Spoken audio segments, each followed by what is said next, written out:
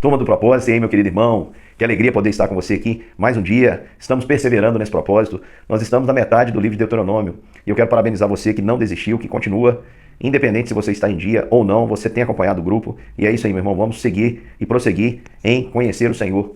Isso é uma grande bênção. Muitos do que estão no grupo já compartilharam comigo que nunca haviam lido nenhum livro da Bíblia inteiro. E nós já estamos terminando o quinto, talvez os mais complexos de todos. Isso significa que o restante vai ser mais fácil para compreender.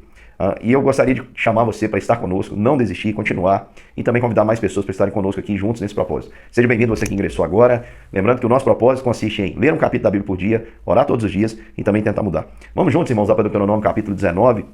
Sem demora alguma, um capítulo muito importante. Eu tenho tentado também fazer os vídeos um pouco menor, porque eu sei que quanto maior, mais difícil você separar tempo aí para poder aprender. Então ore por mim para que eu possa ter a capacidade de explicar de uma maneira bem resumida aquilo que a palavra de Deus diz, porque às vezes é bem complexo, então a gente acaba gastando mais tempo do que gostaria de gastar. E eu sei que com o ativismo que nós temos hoje, a correria, nós dispomos de pouco tempo sempre. Então eu quero gravar vídeos menores para ver se você aí consegue um espaçozinho na sua agenda para fazer esse investimento na sua vida e pode ter certeza que vale a pena. Vamos lá no capítulo 19, irmãos, nós vamos ver aqui o Senhor lembrando, Moisés lembrando o povo daquele compromisso de construir cidades refúgio. O que eram as cidades refúgio? As cidades refúgio serviam para abrigar aquele que sem a intenção, ou seja, de maneira culposa, quando você ouve aí na linguagem jurídica culposo e doloso, talvez você não sabe diferenciar. Você ouve lá na televisão uma reportagem, o indivíduo cometeu um homicídio doloso ou um homicídio culposo. Qual que é a diferença? Culpa, meu querido irmão, um homicídio culposo, que é o caso aqui das cidades refúgio, é aquele que acaba matando o indivíduo por acidente. Ele não tinha a intenção de matar. Pode até ser que em algum momento ali ele começou uma discussão, jogou alguma coisa, empurrou o seu companheiro, mas não tinha inimizade, e aquele companheiro desequilibrou e acabou caindo e batendo a cabeça e falecendo. Ele teve a intenção de assassinar? Não. Portanto, ele cometeu um homicídio culposo. Qual que é o homicídio doloso? A Bíblia fala muito do homem bem-aventurado, cujo aquele que no espírito não há dolo. O que é o doloso?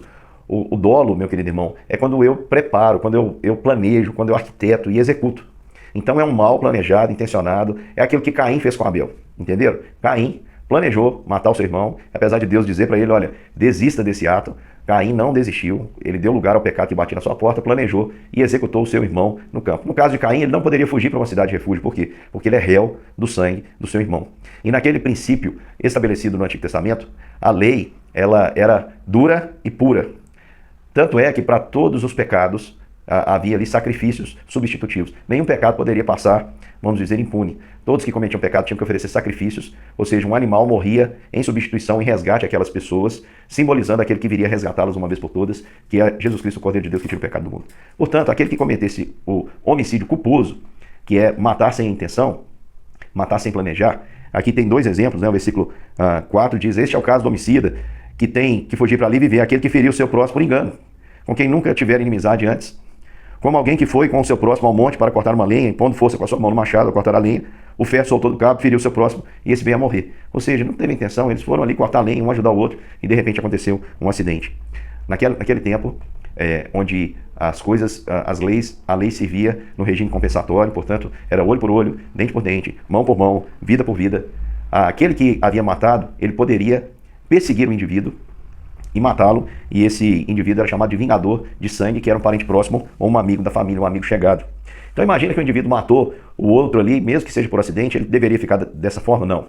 Ele deveria fugir para a cidade de refúgio. Deus disse, olha, separem 3 cidades de refúgio da terra que eu já dei a vocês. Qual que é a terra que Deus já havia dado? Aqui. Vamos lembrar que a tribo de Ruben, Gad e a metade da tribo de Manassés ficou antes do Jordão.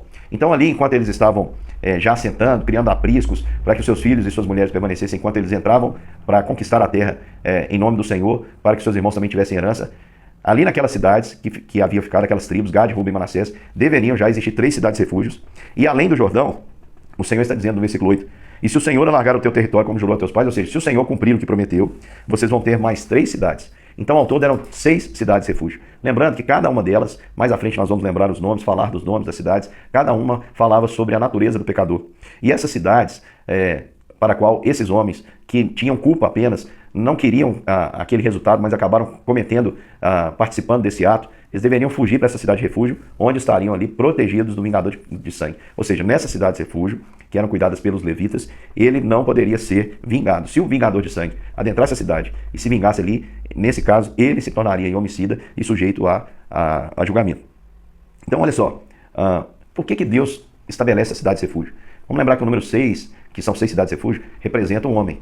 Portanto, representa aquilo que é imperfeito, representa também o pecado, tudo aquilo que é imperfeito. O número 7, que é o nome de Deus, representa perfeição, plenitude, totalidade. O número 6 é o contrário, é a humanidade, imperfeição, algo incompleto. Então era o lugar para onde fugiam aqueles imperfeitos. E para que acontecia? O objetivo está aqui, para que não fosse derramado sangue inocente no meio da terra, que o Senhor havia dado por herança. Então, meus irmãos, o Senhor se preocupa com a justiça. Deus detesta a injustiça. Mesmo que esse resultado aqui tenha sido um desastre, o Senhor detesta a injustiça. Aí você pode dizer assim, como o Senhor detesta se esse mundo está tão injusto? Meu irmão, isso aqui é um símbolo que aponta para uma realidade espiritual. A realidade espiritual é que Deus odeia o pecado. E a realidade espiritual, a verdade que nós cremos a respeito de Deus é que Deus é justo. Portanto, tudo aquilo que aos seus olhos parece que não está tendo punição, não está tendo a intervenção de Deus, virá, meu querido irmão. Deus não tem a obrigação de satisfazer as suas expectativas, mas Ele tem a obrigação de cumprir a palavra dele, porque Ele mesmo determinou que assim fosse. Portanto, pode ter certeza que aquele que não dorme, aquele que não dormita, em breve virá fazer justiça. Nunca, nunca na história bíblica, na história da humanidade, um poderoso que se colocou no lugar de Deus, torceu a justiça, foi contra os pobres, os oprimidos, as viúvas, os órfãos, aqueles que, contra o povo de Deus, contra aqueles necessitados. Pode ter certeza, meu irmão, nunca na história essas pessoas ficaram impunes. O Senhor traz juízo sobre elas, a não ser que se arrependam e se humilhem bastante. E diz o texto aqui que essa cidade era para quem, especificamente, para quem cometeu um pecado e estava arrependido. Cometeu um erro e esse erro foi um equívoco. Portanto, ele, em sinal aí do seu arrependimento, devia fugir para a cidade de refúgio. Agora, se alguém matasse intencionalmente, diz o texto aqui, que os anciãos daquela cidade deveriam entregá-lo para que o vingador de sangue pudesse vingar o seu irmão. E não deveriam torcer o direito. Diz o texto que não perdoariam o olho e tiraria Israel sangue inocente. E tirar as bem, ou seja, eles não poderiam fazer vista grossa. Tanto é que a lei estabelece que não cabia resgate. Aquele que matou não poderia dizer, olha, eu vou pagar a indenização por aquilo que eu matei. Não podia. E nem podia também pagar a indenização para sair da cidade de refúgio. Vamos lembrar que quem matava devia ficar na cidade de refúgio, se fosse considerado inocente, deveria ficar ali, até que o sumo sacerdote, ungido com óleo, morresse. A partir do momento que ele morresse, aí ele poderia voltar, sem qualquer possibilidade do vingador de sangue vingar a morte daquele ente querido. Perdoada e paga estava a dívida. Mas o que tem a ver a morte do sacerdote ungido com a libertação daquele que estava na cidade de refúgio? Vamos lembrar, irmãos, que o sumo sacerdote, ungido com óleo, aponta para Jesus Cristo, que era cheio do Espírito Santo de Deus. É o sacrifício de Jesus na cruz que traz libertação ao pecador. E no contexto, irmãos, da graça, a gente pode aplicar isso aqui. Porque a Bíblia fala algumas coisas, que o homicida não herdará o reino dos céus, e outros pecados mais. Então, como é que eu posso ver muita gente que já matou literalmente alguém, e hoje é um servo de Cristo, arrependeu? O próprio apóstolo Paulo foi um assassino, e se arrependeu, se tornou um apóstolo. Como eu posso entender isso, irmãos? Você pode entender da seguinte forma. O sumo sacerdote ungido com óleo, que é, na verdade, Jesus Cristo, que é aquele que veio do céu, cheio do Espírito Santo, viveu sem pecado, e na cruz se fez pecado por nós, ofereceu o preço por nós, pagou o preço. Ele veio para nos dar nova vida. Você entendeu? Quando eu me arrependo, eu já não sou mais quem eu era. Eu era assassino, eu estou arrependido. Eu creio no Cordeiro de Deus que tira o pecado do mundo. Eu já não sou mais quem eu era. Agora tudo se fez novo. Eu tenho uma nova vida. O lindo do Evangelho é isso, irmãos. Ele não propõe uma nova consciência, no sentido de só mudar a mentalidade, ele propõe uma nova vida. As coisas velhas passaram e eis que tudo se fez novo. É por isso que eu mais uma vez afirmo que eu acredito muito na mudança de qualquer tipo de pessoa. Qualquer pessoa pode mudar. Tem gente que diz assim, isso aqui já nasceu assim. Meu querido irmão, pode até ter nascido assim, mas o Senhor, Jesus, é o carpinteiro que conserta pau que nasce torto. Ele muda. Ele veio para nos dar uma nova natureza. Em Cristo nós podemos ser novas criaturas. Podemos ver tudo novo se refazendo, meu querido irmão. E olha só, aqui diz que não poderia ter vista grossa. Ou seja, Deus detesta a injustiça. E é por isso que ele diz aqui no versículo 14, olha, não mudem os marcos antigos. Eu acredito que esse versículo está aqui no meio como um ditado para dizer o seguinte, não inventem moda. Não mudem aquilo que já está estabelecido e consolidado. A gente vê tanta gente hoje querendo mudar coisa tão séria de uma maneira tão fácil. Não é assim não, irmãos. A gente não deve mover nos marcos antigos. Eu gostaria de me dirigir aos jovens, você que está me ouvindo. Meu querido, para de dar ouvido àquele professor que muitas vezes fala para você que o seu pai e sua mãe não sabem de nada. Faz uma coisa, compara a vida do seu pai e da sua mãe com esse que está te ensinando. Olha o comportamento do seu pai e da sua mãe diante desse que está te ensinando. Veja quem tem mais sucesso na vida. Quem saiu de onde e chegou a qual lugar. Estou dizendo isso porque tem muita gente hoje desprezando os pais, movendo os marcos antigos, desonrando seus pais, abraçando ideias que nunca se concretizaram em lugar nenhum. Ideias que nunca deram certo, ideais românticos, utópicos, e que só fizeram mal na sociedade, causaram morte, guerras, etc. E tem gente aí brincando com coisa séria, tentando mover e mudar coisas seríssimas. Não faça isso. O Senhor detesta isso. O Senhor é um Deus de ordem, um Deus de decência e um Deus de justiça. E você que brinca com Deus achando que Deus não está nem aí para o que acontece nesse mundo, meu querido irmão, se prepare. Nós estamos à porta da ira de Deus ser derramada, porque nós estamos vendo um homem cometer todo tipo de torpeza. Qualquer dúvida que você tiver sobre o que eu estou falando, queria te desafiar a ler Romanos 1 calmamente. Você vai ver lá que a ira de Deus se revela contra os filhos da desobediência. Então eu espero que você esteja do lado certo, no lado da justiça, sem mover os marcos. Aqui diz também que Deus leva tão em conta a justiça que ninguém poderia difamar o seu irmão. Vamos lembrar que está nos 10 mandamentos. Não dirás falso testemunho contra o teu próximo. Então, imagina que alguém queria ali prejudicar o próximo, mata uma pessoa e eles combinam, os assassinos, de dizer que foi aquele indivíduo que matou. Olha só, deveria haver uma averiguação, segundo a palavra de Deus. Eles deveriam, os levitas ali, sacerdotes, deveriam verificar. E olha como é sério. Se aquelas testemunhas fossem vistas como falsas, como alguém que estava tentando prejudicar o seu irmão, sabe o que aconteceria?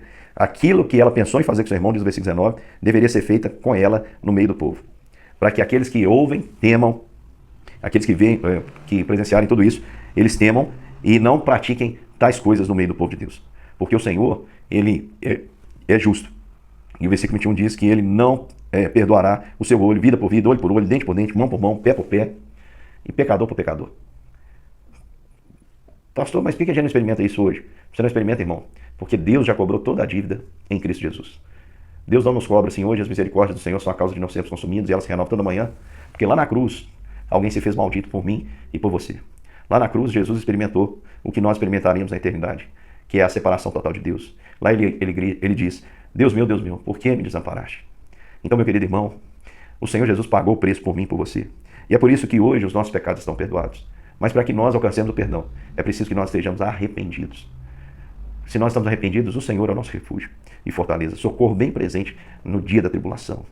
E o sangue do sumo sacerdote, ungido com o óleo que é o Espírito Santo, nos redime de todo pecado, nos livra de toda injustiça. Agora, não vá a Deus sem arrependimento. Porque se você vai sem arrependimento, o Senhor não te terá por inocente. Meu querido irmão, falei bastante, espero que a compreensão desse texto tenha acrescentado algo na sua vida. Amanhã estamos juntos para meditar aí no capítulo 20 de Deuteronômio. Um grande beijo e até mais.